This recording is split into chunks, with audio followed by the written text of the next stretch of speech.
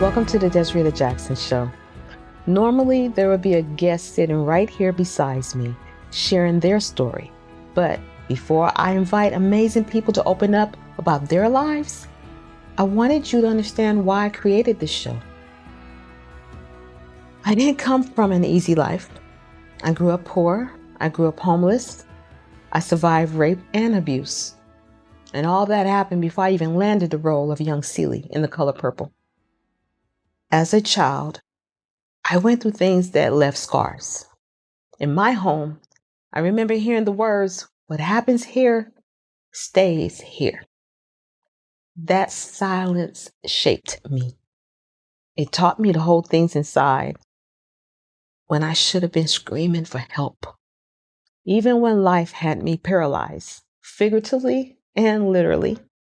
As a child, I would become paralyzed from the waist down for months at a time, bedridden, without answers, without resources, without the care I needed. I felt trapped in my body. I felt trapped in my fears. Much of my childhood was spent moving from island to island, from state to state, living like a gypsy. By the time my siblings were born, I had already learned how to navigate instability. I was 9 years older than my first sibling, so I became their caregiver. I disciplined them, guided them, and I tried to protect them from what I had gone through because I knew how to survive. I knew the pain of unanswered questions. I knew what it felt like to be broken, but I also knew what it takes to rise. That's why I created the Desreta Jackson Show, to give voices to pain, to show that healing is possible for everyone, every one of us. When I was a teenager and struggling after a violent crime, it was a talk show that gave me my first aha moment.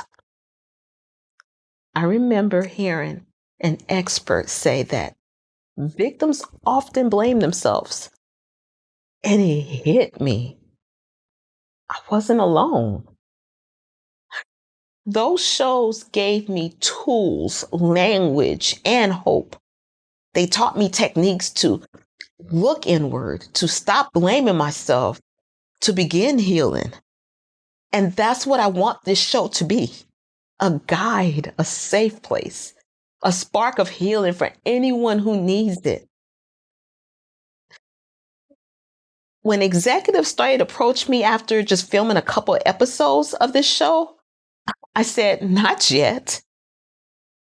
Because I wanted this to be free, accessible, global for everyone. That's why I chose YouTube. And that's why I chose Patreon. Along this journey, you're going to learn more about me.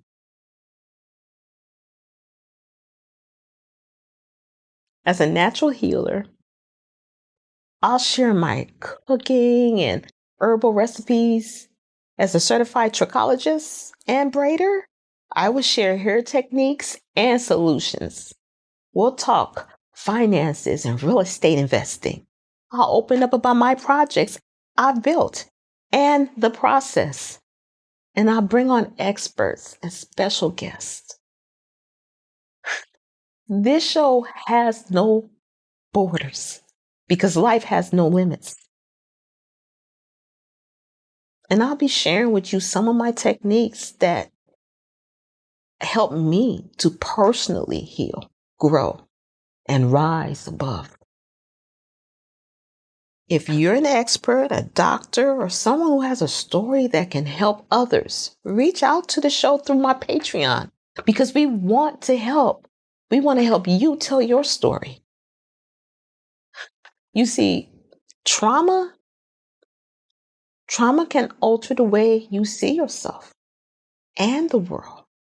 And by sharing your story, you can help others to understand it. Personally, I had to learn that I had what they call a people pleaser. And it was, psychologists will call it the fond response. For example, a survival pattern where children comply in order to feel safe. I remember the first time I felt that urge at 5 years old, standing in the kitchen, doing everything I can do to keep the peace.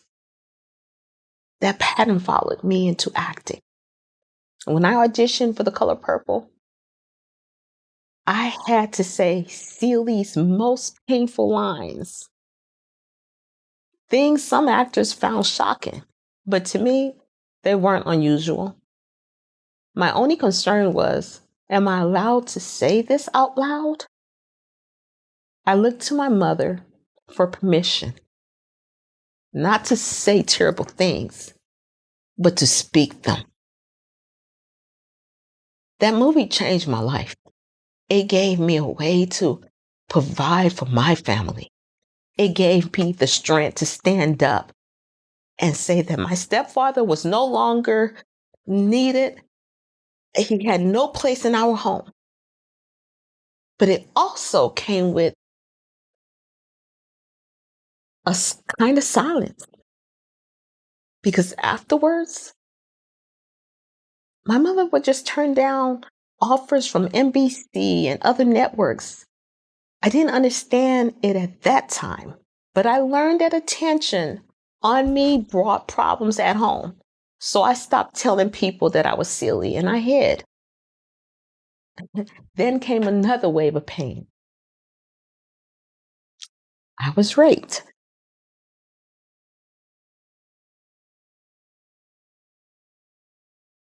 Hollywood became just too much to bear. But without acting, there was no income.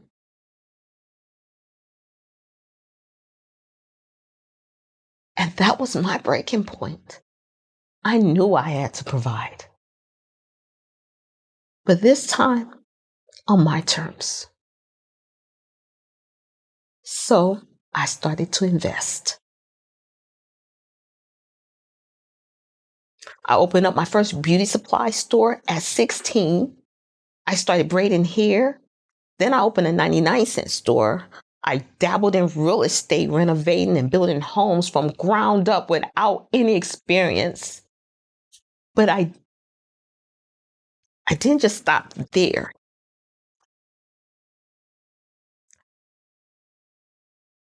I used those homes to house rape victims. I connected with crisis centers, and for the first time, I felt a purpose. Helping others gave me strength.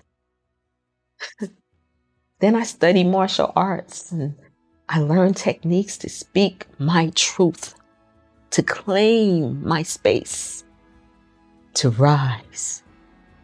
And now I want to share them with you. So join me on this journey, because together we can tune in, turn inward, and heal everything.